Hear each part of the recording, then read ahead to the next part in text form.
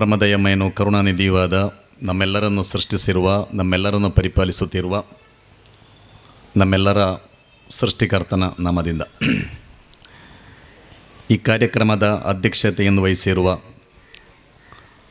ಆತ್ಮೀಯರಾದ ಪ್ರಸಾದ ರೈ ಕಲ್ಲಿಮಾರ್ರವರೇ, ಇವತ್ತಿನ ಸಭೆಯ ಗಣ್ಯ ಅತಿಥಿಗಳೇ, ವೇದಿಕೆಯಲ್ಲಿರುವ ಗೌರವಾನ್ವಿತ ಅತಿಥಿಗಳೇ, ಈ ಕಾರ್ಯಕ್ರಮದಲ್ಲಿ ಭಾಗವಹಿಸುತ್ತಿರುವ ಆದರಣೀಯ ಹಿರಿಯರೇ, ಪ್ರೀತಿಯ ಸಹೋದರಿಯರೇ, ಸಹೋದರರೇ, ಅಸ್ಸಲಾಮು ಅಲೈಕುಂ.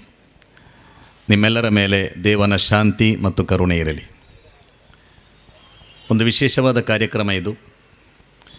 ಇವತ್ತಿನ ಕಾರ್ಯಕ್ರಮದ ಇಬ್ಬರು ಅತಿಥಿಗಳು ಕೂಡ ಮಾಧ್ಯಮ ಕ್ಷೇತ್ರಕ್ಕೆ ಸಂಬಂಧಪಟ್ಟವರು. ಸಮಾಜದ ಹಣೆಬರಹ ಬಹಳ ಚೆನ್ನಾಗಿ ಅವರಿಗೆ ಗೊತ್ತಿರುತ್ತದೆ. ಬಹಳ ಸೂಕ್ಷ್ಮವಾಗಿ ಹರೀಶ್ ರೈ ಅವರು ಕೆಲವು ವಿಷಯಗಳನ್ನು ಬಹಳ ಜವಾಬ್ದಾರಿಯುತವಾಗಿ, ಬಹಳ ಸೂಕ್ಷ್ಮವಾಗಿ ನಮ್ಮೊಂದಿಗೆ ಹಂಚಿಕೊಂಡಿದ್ದಾರೆ ಕೂಡ. ನಮ್ಮ ಕಾಲದ ಬಗ್ಗೆ ಹೇಳಲಾಗುವುದು, ಈ ಕಾಲ ಅಂತರ ಕಡಿಮೆಯಾಗಿರುವ ಕಾಲ ಅಂತ. ಅಂತರ ಬಹಳ ಕಡಿಮೆಯಾಗಿದೆ. ಆಕಾಶ ಮತ್ತು ಭೂಮಿಯ ಮಧ್ಯೆ, ನಗರ ಮತ್ತು ನಗರಗಳ ಮಧ್ಯೆ, ಒಂದು ಸಮುದ್ರ ತೀರದಿಂದ ಇನ್ನೊಂದು ಸಮುದ್ರ ತೀರದ ಮಧ್ಯೆ, ಒಂದು ದೇಶದಿಂದ ಇನ್ನೊಂದು ದೇಶದ ಮಧ್ಯೆ ಅಂತರ ಬಹಳ ಕಡಿಮೆಯಾಗಿರುವ ಕಾಲ. ಆಕಾಶದಿಂದ ಭೂಮಿಗೆ ಮೊನ್ನೆ ಬಂದಿರಲ್ಲ ಸುನೀತಾ ವಿಲಿಯಮ್ಸ್, ದುಬೈಯಿಂದ ಬಂದಾಗೆ ಬರುವುದು. 9 ತಿಂಗಳು ಬಾಕಿ ಇದ್ದಿರೋದು ಬೇರೆ ವಿಷಯ. ಅಂದರೆ ಅಂತರ ಬಹಳ ಕಡಿಮೆಯಾಗಿರುವ ಕಾಲ. ಆದರೆ ಮನುಷ್ಯರ ಮಧ್ಯೆ ಅಂತರ ಕಡಿಮೆಯಾಗ್ತಾ ಇದೆಯೇ, ಹೆಚ್ಚಾಗ್ತಾ ಇದೆಯಾ ಅಂತ ಕೇಳಿದರೆ ಬಹಳ ಪ್ರಾಮಾಣಿಕವಾದ ಉತ್ತರ, ಬಹಳ ನೇರ ಉತ್ತರ ಏನೆಂದರೆ ಮನುಷ್ಯರ ಮಧ್ಯೆ ಮಾತ್ರ ಅಂತರ ಹೆಚ್ಚಾಗ್ತಲೇ ಇದೆ. ಇಷ್ಟು ಕಮ್ಯುನಿಕೇಷನ್ ಬೆಳೆದಿರುವ ಈ ಕಾಲದಲ್ಲೂ, ಎಲ್ಲ ವಿಷಯಗಳಲ್ಲೂ ಅಂತರ ಕಡಿಮೆಯಾಗುತ್ತಿರುವ ಕಾಲದಲ್ಲೂ ನಮ್ಮ ಮಧ್ಯೆ ಮಾತ್ರ ಅಂತರ ಬಹಳ ಹೆಚ್ಚಾಗ್ತಾ ಇದೆ. ಹರೀಶ್ ರೈ ಅವರು ಅವರ ಬಾಲ್ಯದ ಅನುಭವಗಳನ್ನೆಲ್ಲ ಹೇಳಿಕೊಂಡ್ರು. ಆದರೆ ಇವತ್ತು ಹಾಗಲ್ಲಲ್ಲ ಸಮಾಜ. ಅಂದರೆ ಅಂತರ ಕಡಿಮೆಯಾಗುತ್ತಿರುವ, ಅಂತರ ಮನುಷ್ಯರ ಮಧ್ಯೆ ಅಂತರ ಹೆಚ್ಚುತ್ತಾ ಇರುವ ಕಾಲ ಇದು.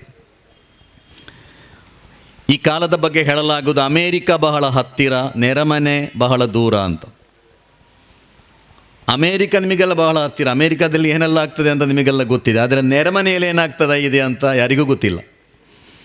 ನೆರೆಮನೆ ಬಹಳ ದೂರ ಆಗಿರುವ, ಅಮೇರಿಕ ಹತ್ತಿರ ಆಗಿರುವ ಕಾಲ ಇದು ಅಂತ. ಆದ್ದರಿಂದಲೇ ಈ ಸಮಾಜದಲ್ಲಿ ಇಂತಹ ಕೂಟಗಳಿಗೆ ಬಹಳ ಮಹತ್ವ ಇದೆ. ಅಂತರ ಹೆಚ್ಚುತ್ತಿರುವ ಕಾಲದಲ್ಲಿ ನಮ್ಮ ಮಧ್ಯೆ ಅಂತರ ಕಡಿಮೆ ಮಾಡಲು, ನಾವೆಲ್ಲ ಹೀಗೆ ಒಟ್ಟು ಸೇರಲು ಇಂತಹ ಕಾರ್ಯಕ್ರಮಗಳಿಗೆ ಬಹಳ ಪ್ರಾಮುಖ್ಯತೆ ಇದೆ. ಜಗತ್ತಿನ ಎಲ್ಲ ದೇಶಗಳಲ್ಲೂ ಎಲ್ಲರ ಹಬ್ಬಗಳಿಗೆ ಎಲ್ಲರೂ ಸಂಭ್ರಮಿಸ್ತಾರೆ. ಜಗತ್ತಿನಲ್ಲಿ ಎಲ್ಲ ಕಡೆ ಹಾಗೇನೆ. ಎಲ್ಲರ ಹಬ್ಬಗಳಲ್ಲಿ ಎಲ್ಲರೂ ಸಂತೋಷ ಪಡುತ್ತಾರೆ, ಎಲ್ಲರೂ ಸಂಭ್ರಮಿಸ್ತಾರೆ. ಆದರೆ ದುರದೃಷ್ಟವಶಾತ್ ನಮ್ಮ ದೇಶದಲ್ಲಿ ಒಂದು ಧರ್ಮದವರು ಹಬ್ಬ ಆಚರಿಸುವಾಗ ಅಥವಾ ಅವರ ಧಾರ್ಮಿಕ ಆಚರಣೆಗಳನ್ನು ಆಚರಿಸುವಾಗ ಇನ್ನೊಂದು ಧರ್ಮದವರು ಭಯಪಡುವ, ಆತಂಕಕ್ಕೆ ಒಳಗಾಗುವ. ಅಷ್ಟು ಮಾತ್ರ ಅಲ್ಲ, ಇವತ್ತು ನಮ್ಮ ಹಬ್ಬ ಇದೆ, ಆದ್ದರಿಂದ ನೀವು ಮನೆಯಿಂದ ಹೊರಗೆ ಬರಬೇಡಿ ಅಂತ ಇನ್ನೊಂದು ಧರ್ಮದವರಿಗೆ ಆದೇಶ ಕೊಡುವ. ನಮ್ಮ ಹಬ್ಬ ಇರುವುದರಿಂದ ನೀವು ಬೇರೆ ಧರ್ಮದವರು, ನೀವು ನಿಮ್ಮ ಮನೆಯ ಒಳಗೆ ಕೂತುಕೊಳ್ಳಿ, ನೀವು ಮನೆಯಿಂದ ಹೊರಗೆ ಬರುವುದೇ ಬೇಡ, ಮಸೀದಿಗೂ ಹೋಗಬೇಡಿ, ದೇವಸ್ಥಾನಕ್ಕೂ ಹೋಗಬೇಡಿ ಎಂದು ಅಧಿಕೃತವಾಗಿ ಕರೆ ಕೊಡುವಂತಹ ಒಂದು ದುರಂತ ಕಾಲದಲ್ಲಿ ನಾವು ಈ ಸಮಾಜದಲ್ಲಿ ಬದುಕುತ್ತಾ ಇದ್ದೇವೆ. ಆದ್ದರಿಂದಲೇ ಇಂತಹ ಕಾರ್ಯಕ್ರಮಗಳಿಗೆ ಇವತ್ತು ಬಹಳ ವಿಶೇಷತೆ ಇದೆ.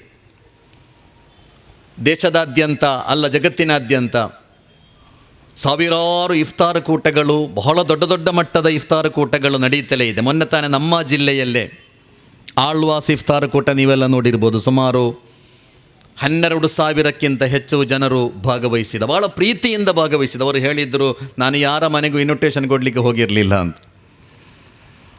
ಮನೆಗೆ ಇನ್ವಿಟೇಷನ್ ಕೊಡಲಿಕ್ಕೆ ಹೋದರೆ ಜನರು ಬರುವುದಿಲ್ಲ. ಕೇವಲ ಸೋಷಿಯಲ್ ಮೀಡಿಯಾದಲ್ಲಿ ಒಂದು ವಿಡಿಯೋ ಮಾಡಿ ಹಂಚಿಕೊಂಡಾಗ ಜನರು ಪ್ರೀತಿಯಿಂದ, ಅಭಿಮಾನದಿಂದ, ಗೌರವದಿಂದ ಆ ಕಾರ್ಯಕ್ರಮದಲ್ಲಿ ಭಾಗವಹಿಸುವುದರ ಮೂಲಕ ಇಡೀ ನಾಡಿಗೆ ಒಂದು ದೊಡ್ಡ ಸಂದೇಶವನ್ನು ಕೊಡ್ತಾ ಇದ್ದಾರೆ. ನಾವೆಲ್ಲ ಹೀಗೆ ಇರಬೇಕು, ನಾವೆಲ್ಲ ಹೀಗೆ ಇರುವುದು ಎಂಬ ಒಂದು ದೊಡ್ಡ ಸಂದೇಶವನ್ನು ಕೊಡುವ ಪ್ರಯತ್ನಗಳು ನಡೀತಲೇ ಇದೆ. ರೇಮಂಡ್ರವರು ಹೇಳಿದರು, ಅನುಭವಗಳನ್ನು ಕೊಡ್ತಾ ಇರಬೇಕು ನಾವು ಅಂತ. ಇತ್ತೀಚೆಗೆ ಒಂದು ಪ್ರತಿಷ್ಠಿತ ಕುಟುಂಬದ ಹೆಣ್ಣು ಮಗಳು, ಅವಳಿಗೆ ಡಿಗ್ರಿಯಲ್ಲಾಗಿದೆ, ಮದುವೆಯಾಗುವುದಿಲ್ಲ ಅಂತ ಏನು ಹೇಳಿದ್ರು ಮದುವೆ ಆಗಲಿಕ್ಕೆ ರೆಡಿ ಇಲ್ಲ ಅವಳು. ನಡೆದ ಘಟನೆ ಇದೊಂದು ಪ್ರತಿಷ್ಠಿತ ಕುಟುಂಬ. ಮದುವೆ ಆಗಲಿಕ್ಕೆ ಒಪ್ಪುವುದೇ ಇಲ್ಲ ಅವಳು. ಹೇಗೆ ಕನ್ವಿನ್ಸ್ ಮಾಡಿದ್ರು, ಹೇಗೆ ಎಲ್ಲ ಅವಳಿಗೆ ತಿಳುವಳಿಕೆ ಮೂಡಿಸಿದ್ರು, ಮದುವೆ ಆಗಲಿಕ್ಕೆ ಅವಳು ಒಪ್ಪುವುದೇ ಇಲ್ಲ. ಕೊನೆಗೆ ಅತ್ಯಂತ ಆಪ್ತ ಒಬ್ಬ ಕೌನ್ಸಿಲರ್ನ ಮೂಲಕ ಕೌನ್ಸಿಲಿಂಗ್ ನಡೆಸುವಾಗ ಆ ಹೆಣ್ಣು ಮಗಳು ಹೇಳಿದಳು, ನಾನು ಮದುವೆಯಾಗುವುದಿಲ್ಲ, ಯಾಕೆಂದರೆ ನಾನು ನನ್ನ ಪ್ಯಾರೆಂಟಿನ ದಾಂಪತ್ಯ ಜೀವನವನ್ನು ನೋಡಿದ್ದೇನೆ ಅಂತ ಹೇಳಿದರು ಅಂತ. ನನ್ನ ತಂದೆ ಮತ್ತು ತಾಯಿಯ ದಾಂಪತ್ಯ ಜೀವನವನ್ನು ನಾನು ನೋಡಿದ್ದೇನೆ, ಆದ್ದರಿಂದ ಮದುವೆ ಬೇಡ ಅಂತ ಭಾಳ ಖಡಾಖಂಡಿತವಾಗಿ ಹೇಳಿಬಿಟ್ಲು ಅಂತ. ಅಂದರೆ ಸಮಾಜ ನಿಮ್ಮ ಉಪದೇಶಗಳನ್ನೆಲ್ಲ ಕೇಳ್ತಾ ಇರೋದು. ನಮ್ಮ ಮಕ್ಕಳು, ನಮ್ಮ ಬೆಳೆದು ಬರುವ ತಲೆಮಾರು, ಅವರು ನಮ್ಮಿಂದ ಅವರಿಗೆ ಯಾವ ಅನುಭವ ಆಗ್ತದೋ ಅದನ್ನು ಅವರು ನೋಡ್ತಾ ಇದ್ದಾರೆ. ಆದ್ದರಿಂದಲೇ ಒಂದು ಸಮಾಜಕ್ಕೆ, ಒಂದು ತಲೆಮಾರಿಗೆ ಬಹಳ ಒಳ್ಳೆಯ ಅನುಭವಗಳನ್ನು ಕೊಡುವ ದೊಡ್ಡ ಜವಾಬ್ದಾರಿ ಇದೆ ನಮಗೆಲ್ಲ. ಎಲ್ಲ ಕಡೆಯಿಂದ ನನ್ನ ಮತ್ತು ನಿಮ್ಮ ಮಕ್ಕಳು ಆಲಿಸುವುದು ಹಗೆತನ, ವಿದ್ವೇಷ, ಧಾರ್ಮಿಕ ವೇದಿಕೆಗಳಲ್ಲೂ ಅದೇ ನಡೆಯುವುದು. ಅಸೆಂಬ್ಲಿಯಲ್ಲಿ, ಪಾರ್ಲಿಮೆಂಟಿನಲ್ಲಿ ಮತ್ತೆ ನೀವು ನೋಡ್ತಾ ಇದ್ದೀರಲ್ಲ ಏನೆಲ್ಲ ಆಗ್ತಾ ಇದೆ ಅಂತ. ಎಲ್ಲ ಕಡೆ, ಎಲ್ಲ ವೇದಿಕೆಗಳಲ್ಲೂ ನಮ್ಮ ಮಕ್ಕಳು ಆಲಿಸ್ತಾ ಇರುವುದೇನು? ಹೊಡೆಯುವ, ಬಡಿಯುವ, ಹಗೆತನ ಸಾಧಿಸುವ, ಸುಡಬೇಕು ಅಂತ ಕರೆ ಕೊಡುವ, ರೇಪ್ ಮಾಡಿ ಅಂತ ಕರೆ ಕೊಡುವ ಈ ಸಂದೇಶಗಳನ್ನು ಆಲಿಸುವ ಒಂದು ಮಕ್ಕಳು ಅವರು ಒಳ್ಳೆಯವರಾಗಬೇಕು ಅಂತ ನೀವು ಹೇಗೆ ಬಯಸ್ತೀರಿ? ಎಲ್ಲ ಕಡೆಯಿಂದ ಕೆಟ್ಟ ಸಂದೇಶಗಳನ್ನು ಆಲಿಸುವ ಒಂದು ತಲೆಮಾರು, ಎಲ್ಲ ಕಡೆಯಿಂದಲೂ ಯಾವಾಗಲೂ ಹಗೆತನ, ವಿದ್ವೇಷದ ಮಾತುಗಳನ್ನೇ ಆಲಿಸ್ತಾ ಬೆಳೆಯುವ ನನ್ನ ಮತ್ತು ನಿಮ್ಮ ಮಕ್ಕಳು ಅವರು ಒಳ್ಳೆಯವರಾಗಬೇಕು ಅಂತ ಬಯಸುವುದಕ್ಕೆ ಯಾವ ಅರ್ಥವೂ ಇಲ್ಲ, ಅದು ಸಾಧ್ಯವೂ ಅಲ್ಲ ಅವರು. ಅದಕ್ಕಾಗಿಯೇ ನಮ್ಮ ಮಕ್ಕಳು ಎಲ್ಲ ಕಡೆಯಿಂದ ಒಳ್ಳೆಯದನ್ನು ಆಲಿಸ್ತಾ ಇರಬೇಕು. ಪ್ರೀತಿಯ, ಸಹೋದರತೆಯ, ಭ್ರಾತೃತ್ವದ, ಪರಸ್ಪರ ರಕ್ಷಣೆ ಮಾಡುವ, ಪರಸ್ಪರ ಗೌರವಿಸುವ ಈ ಸಂದೇಶಗಳನ್ನೇ ನಮ್ಮ ಮಕ್ಕಳು ಎಲ್ಲ ಕಡೆಯಿಂದ ಆಲಿಸುವುದಾದರೆ, ಸಮಾಜದ ಎಲ್ಲ ಕಡೆಗಳಿಂದಲೂ ಅವರಿಗೆ ಈ ಸಂದೇಶ ಸಿಗುವುದಾದರೆ ಅವರು ಖಂಡಿತ ಒಳ್ಳೆಯವರಾಗ್ತಾರೆ, ಖಂಡಿತ ಒಳ್ಳೆಯವರಾಗ್ತಾರೆ. ಆದ್ದರಿಂದಲೇ ಸಮಾಜದಲ್ಲಿ ಇಂತಹ ಇಫ್ತಾರ್ ಸೌಹಾರ್ದ ಮಾತ್ರ ಅಲ್ಲ, ಎಲ್ಲ ಹಬ್ಬಗಳ ಸೌಹಾರ್ದ ಕೂಟಗಳು ನಡೀಬೇಕು. ಅದು ಚೌತಿ ಇರಲಿ, ದೀಪಾವಳಿ ಇರಲಿ, ಕ್ರಿಸ್ಮಸ್ ಇರಲಿ, ಯಾವುದೇ ಇರಲಿ, ಎಲ್ಲ ಹಬ್ಬದ 100 ಸೌಹಾರ್ದ ಕೂಟಗಳು ಸಮಾಜದಲ್ಲಿ ನಡೆದು ಅಲ್ಲಿಂದ ಇಲ್ಲಿಂದ, ಆ ಕಡೆಯಿಂದ ಈ ಕಡೆಯಿಂದ, ಆ ವೇದಿಕೆಯಿಂದ ಈ ವೇದಿಕೆಯಿಂದ, ಆ ಚಾನೆಲ್ನಲ್ಲಿ ಈ ಚಾನೆಲ್ನಲ್ಲಿ, ಎಲ್ಲ ಚಾನೆಲ್ಗಳಲ್ಲೂ ಹೀಗೆ ಪ್ರೀತಿಸುವ, ಗೌರವಿಸುವ ಸಂದೇಶಗಳನ್ನು ನಿಮ್ಮ ಮಕ್ಕಳು ಆಲಿಸುವುದಾದರೆ, ಅವರಿಗೆ ಆ ಸಂದೇಶ ಸಿಗುವುದಾದರೆ, ಆ ಎಕ್ಸ್ಪೀರಿಯನ್ಸ್ ಅವರಿಗೆ ಸಿಗುವುದಾದರೆ ಅವರು ಖಂಡಿತ ಒಳ್ಳೆಯ ಮಕ್ಕಳಾಗ್ತಾರೆ. ಎರಡನೆಯದಾಗಿ, ಇದು ಒಂದು ಇಫ್ತಾರ್ ಕೂಟ. ಮುಸ್ಲಿಮರು ಬಹಳ ನಿಷ್ಠೆಯಿಂದ ಉಪವಾಸ ವ್ರತ ಆಚರಿಸಿ ಉಪವಾಸ ತೊರೆಯುವುದಕ್ಕೆ ಇಫ್ತಾರ್ ಅಂತ ಹೇಳಲಾಗುತ್ತದೆ. ಉಪವಾಸ ಎಂಬುದು ಬಹಳ ಕಠಿಣವಾದ ಒಂದು ತರಬೇತಿ. ಅದು ಆ ಉಪವಾಸ ಎಂಬ ಆರಾಧನೆಯ ಮೂಲಕ ಇಸ್ಲಾಂ ಬಯಸುವುದು ನೀವು ಒಳ್ಳೆಯ ಮನುಷ್ಯರಾಗಬೇಕು ಎಂಬುದು. ನಿಮ್ಮ ಮನಸ್ಸು ಸ್ವಚ್ಛ ಆಗಬೇಕು. ಈ ಜಗತ್ತಿನ ಸಮಸ್ಯೆ ನಮ್ಮೆಲ್ಲರ ಮನಸ್ಸು ಹಾಳಾಗಿದೆ ಎಂಬುದು. ಪೊಲ್ಯೂಷನ್ 21ನೇ ಶತಮಾನದ ಬಹಳ ದೊಡ್ಡ ಸವಾಲು ಅಂತ ಹೇಳಲಾಗುತ್ತದೆ. ಜಲಮಾಲಿನ್ಯ, ವಾಯುಮಾಲಿನ್ಯ, ಪರಿಸರ ಮಾಲಿನ್ಯ ಆಧುನಿಕ ಶತಮಾನದ ಆಧುನಿಕ ಮನುಷ್ಯ ಎದುರಿಸುತ್ತಿರುವ ಅತಿ ದೊಡ್ಡ ಸವಾಲಿದು ಪೊಲ್ಯೂಷನ್. ಆದರೆ ಈ ಮಾಲಿನ್ಯಗಳಿಗಿಂತ ಮಾರಕವಾದ ಮಾಲಿನ್ಯ ಯಾವುದೆಂದರೆ ನನ್ನ ಮತ್ತು ನಿಮ್ಮ ಮನಸ್ಸಿನ ಪೊಲ್ಯೂಷನ್. ನಮ್ಮ ಮನಸ್ಸು ಹಾಳಾಗಿರುವುದು ಈ ಎಲ್ಲ ಮಾಲಿನ್ಯಗಳಿಗಿಂತಲೂ ಭಯಂಕರ. ಎಂದು ಮಾತ್ರ ಅಲ್ಲ, ಈ ಎಲ್ಲ ಪೊಲ್ಯೂಷನ್ಗಳಿಗೆ ಕಾರಣವೂ ಮನುಷ್ಯನ ಮನಸ್ಸು ಮಲಿನವಾದದ್ದೇ. ಜಲಮಾಲಿನ್ಯ, ವಾಯುಮಾಲಿನ್ಯ, ಪರಿಸರ ಮಾಲಿನ್ಯ ಮಾಡಿದ್ದು ಪ್ರಾಣಿಗಳು ಪಕ್ಷಿಗಳು ಅಲ್ಲಲ್ಲ, ಅವುಗಳಿಗೆ ಅದರಲ್ಲಿ ಯಾವ ಪಾತ್ರವೂ ಇಲ್ಲ. ಈ ಎಲ್ಲ ಮಾಲಿನ್ಯಗಳಿಗೆ ಕಾರಣ ನಾವೇ. ಮನುಷ್ಯನ ಮನಸ್ಸು ಮಲಿನಗೊಂಡದ್ದೇ ಎಲ್ಲ ಮಾಲಿನ್ಯಗಳ ಮೂಲ ಕಾರಣ. ಮನಸ್ಸನ್ನು ಸ್ವಚ್ಛಗೊಳಿಸಲಿಕ್ಕೆ ಜಗತ್ತಿಗೆ ಪ್ರವಾದಿಗಳು ಬಂದದ್ದು, ದಾರ್ಶನಿಕರು ಬಂದದ್ದು, ಆಚಾರ್ಯರು ಬಂದದ್ದು. ಘೋಷಣೆಗಳನ್ನು ಕಲಿಸಿಕೊಡಲಿಕ್ಕೆ ಅಲ್ಲ ಜಗತ್ತಿಗೆ ಪ್ರವಾದಿಗಳು, ಆಚಾರ್ಯರು, ಶರಣರು ಎಲ್ಲ ಬಂದಿರುವುದು. ಧರ್ಮ ಅಂದರೆ ಘೋಷಣೆಗಳು, ಚಿಹ್ನೆಗಳು, ಬಣ್ಣಗಳು, ಅದನ್ನೆಲ್ಲ ಕಲಿಸಿಕೊಡುವುದಕ್ಕೆ ಈ ಜಗತ್ತಿಗೆ ಪ್ರವಾದಿಗಳು ಬರಲಿಲ್ಲ, ದಾರ್ಶನಿಕರು ಬರಲಿಲ್ಲ. ನಿಮ್ಮ ಮನಸ್ಸನ್ನು ಸ್ವಚ್ಛಗೊಳಿಸುವ ಪಾಠಗಳನ್ನು ಕಲಿಸಿಕೊಡುವುದಕ್ಕೆ ಜಗತ್ತಿಗೆ ಪ್ರವಾದಿಗಳು ಬಂದಿದ್ದಾರೆ, ದಾರ್ಶನಿಕರು ಬಂದಿದ್ದಾರೆ. ಹುವಲ್ಲದಿ ಬಅಸ ಫಿಲ್ ಉಮ್ಮೀಯೀನ ರಸೂಲಂ ಮಿನ್ಹುಂ ಯತ್ಲು ಅಲೈಹಿಂ ಆಯಾತಿಹಿ ವಯುಜಕ್ಕೀಹಿಂ ವಯುಅಲ್ಲಿಮುಹುಮುಲ್ ಕಿತಾಬ ಅಂತ ಕುರ್ಆನ್ ಹೇಳುವುದು. ಜಗತ್ತಿಗೆ ಪ್ರವಾದಿಗಳು ಬಂದಿರುವುದು ನಿಮ್ಮನ್ನು ಸಂಸ್ಕರಣೆ ಮಾಡಲಿಕ್ಕೆ ಅಂತ. ಬಹಳ ದೊಡ್ಡ ಕೆಲಸ ಅದು. ನಿಮ್ಮ ಕೈಯಲ್ಲಿ ದುಡ್ಡಿದ್ದರೆ ಎಷ್ಟು ದೊಡ್ಡ ಬಿಲ್ಡಿಂಗನ್ನು ಬೇಕಾದರೂ ನೀವು ಕಟ್ಬೋದು, ಎಂತಹ ಏರ್ಪೋರ್ಟ್ಗಳನ್ನು ಬೇಕಾದರೂ ನೀವು ಕಟ್ಬೋದು. ಆದರೆ ನಿಮ್ಮ ಕೈಯಲ್ಲಿರುವ ದುಡ್ಡಿನ ಪವರ್ನಿಂದ ಒಬ್ಬ ಮನುಷ್ಯನ ಮನಸ್ಸನ್ನು ಸ್ವಚ್ಛಗೊಳಿಸಲಿಕ್ಕೆ ಸಹೋದರರೇ ಖಂಡಿತ ಸಾಧ್ಯ ಇಲ್ಲಲ್ಲ, ಖಂಡಿತ ಸಾಧ್ಯ ಇಲ್ಲ. ಅದು ಬಹಳ ದೊಡ್ಡ ಕೆಲಸ ಅದು.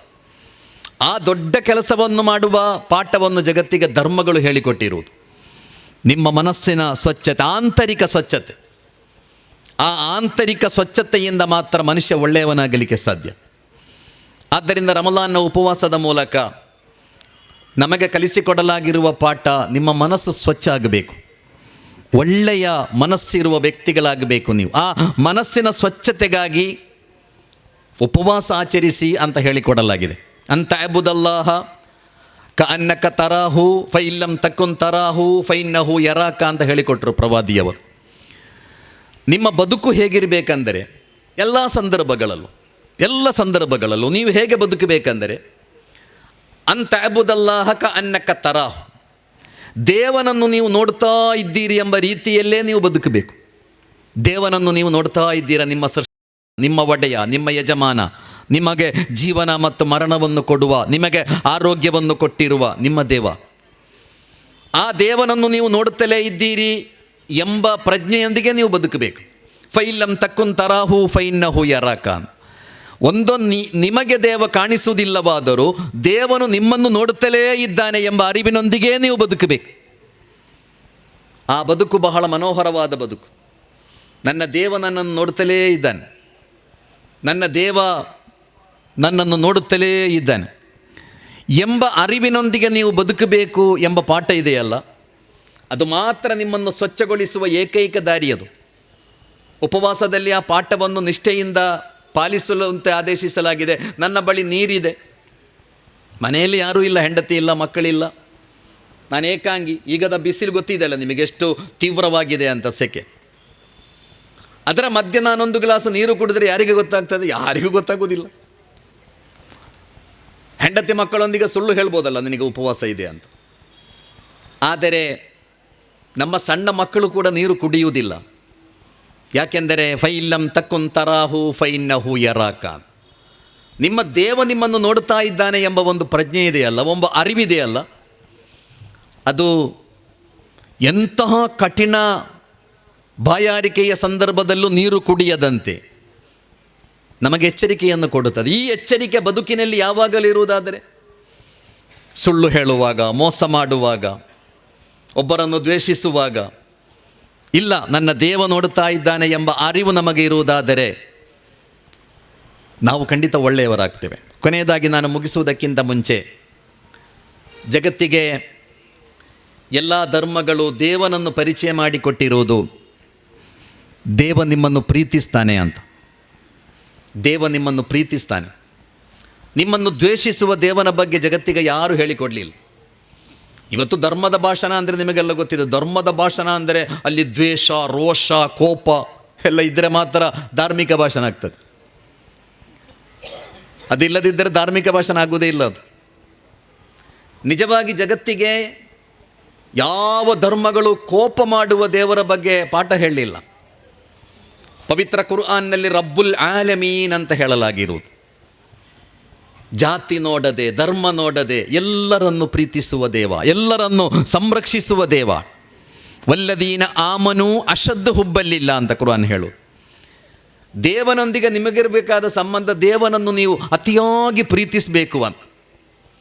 ದೇವನನ್ನು ನೀವು ಪ್ರೀತಿಸುವಾಗ ದೇವ ನಿಮ್ಮನ್ನು ಅದಕ್ಕಿಂತ 100 ಪಟ್ಟು 1000 ಪಟ್ಟು ಹೆಚ್ಚು ದೇವ ನಿಮ್ಮನ್ನು ಪ್ರೀತಿಸ್ತಾನೆ.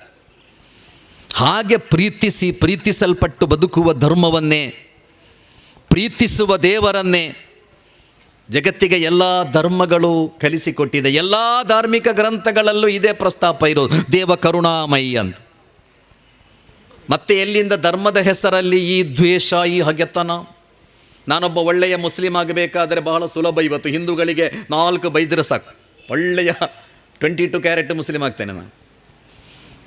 ಒಬ್ಬ ಒಳ್ಳೆಯ ಹಿಂದೂ ಆಗಲಿಕ್ಕೆ ಬಹಳ ಸುಲಭ. ಮುಸ್ಲಿಮರಿಗೆ ಬೈದ್ರೆ ಸಾಕು, ಮುಸ್ಲಿಮರನ್ನು ನಿಂದಿಸಿದರೆ ಸಾಕು, ಅವ ಒಳ್ಳೆಯ ಹಿಂದೂ ಆಗ್ತಾನೆ. ಇಂತಹ ಒಂದು ಅಸಹ್ಯವಾದ, ಕ್ರೂರವಾದ ಮಾನಸಿಕತೆಯೊಂದಿಗೆ ಬದುಕುತ್ತಿರುವ ಸಮಾಜದಲ್ಲಿ ಇಂತಹ ಕೂಟಗಳ ಮೂಲಕ, ನಮ್ಮೆಲ್ಲ ಹಬ್ಬಗಳ ಆಚರಣೆಗಳ ಸಂದರ್ಭದಲ್ಲಿ ನಾವೆಲ್ಲ ಒಟ್ಟು ಸೇರುವ ಮೂಲಕ ನಮ್ಮ ಧರ್ಮದ ಸಂದೇಶಗಳನ್ನು, ಈ ಜಗತ್ತಿಗೆ ಪ್ರವಾದಿಗಳು, ದಾರ್ಶನಿಕರು ಕಲಿಸಿಕೊಟ್ಟ ಮನುಷ್ಯತ್ವದ ಸಂದೇಶಗಳನ್ನು, ದೇವ ಪ್ರೀತಿಸ್ತಾನೆ ಎಂಬ ಸಂದೇಶವನ್ನು, ದೇವ ಕರುಣಾಮಯಿ ಎಂಬ ಸಂದೇಶವನ್ನು ಮತ್ತೆ ಮತ್ತೆ ಜೋರಾಗಿ ಸಮಾಜಕ್ಕೆ ತಿಳಿಸಿಕೊಡಬೇಕಾದ ಅಗತ್ಯ ಇದೆ. ಆ ನಿಟ್ಟಿನಲ್ಲಿ ಈ ಕಾರ್ಯಕ್ರಮ ನಮ್ಮ ಮನಸ್ಸನ್ನು ಸ್ವಚ್ಛಗೊಳಿಸಲಿ, ಇನ್ನಷ್ಟು ಈ ಸಮಾಜದಲ್ಲಿ ಬಹಳ ಧೈರ್ಯದೊಂದಿಗೆ, ಭಯ ಇಲ್ಲದೆ ಬದುಕಬೇಕೆಂಬುದು ನಮ್ಮೆಲ್ಲರ ಅಜೆಂಡಾ ಆಗಬೇಕು. ರವೀಂದ್ರನಾಥ ಟಾಗೋರ್ರವರಿಗೆ ನೋಬೆಲ್ ಪ್ರೈಸ್ ಬಂದದ್ದು ಗೀತಾಂಜಲಿ ಎಂಬ ಸಾಹಿತ್ಯಕ್ಕೆ. ಗೀತಾಂಜಲಿಯಲ್ಲಿ ಪ್ರಾರ್ಥನೆ ಅಂತ ಒಂದು ಕವನ ಇದೆ ಅವರ ಪ್ರಾರ್ಥನೆ ಏನು?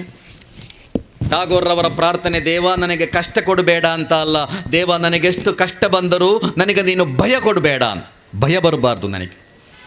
ಸಮಾಜವನ್ನು ನೋಡಿ ಭಯಪಡುವ ಗತಿಗೇಡು ಖಂಡಿತ ನಮಗೆ ಬರಬಾರ್ದು. ಬಹಳ ಧೈರ್ಯದಿಂದ, ಬಹಳ ಆತ್ಮವಿಶ್ವಾಸದೊಂದಿಗೆ ಸಮಾಜದಲ್ಲಿ ಸಮಾಜವನ್ನು ಒಟ್ಟು ಸೇರಿಸುವ, ಸಮಾಜವನ್ನು ಜೋಡಿಸುವ ಕೆಲಸಗಳಲ್ಲಿ ನಾವು ಖಂಡಿತ ಸಕ್ರಿಯವಾಗಬೇಕಾಗಿದೆ. ಅದಕ್ಕೆ ಈ ಸೌಹಾರ್ದ ಕೂಟ ಪ್ರೇರಣೆಯಾಗಲಿ ಎಂಬ ಹಾರೈಕೆಯೊಂದಿಗೆ ಮಾತುಗಳನ್ನು ಮುಗಿಸ್ತಾ ಇದ್ದೇನೆ.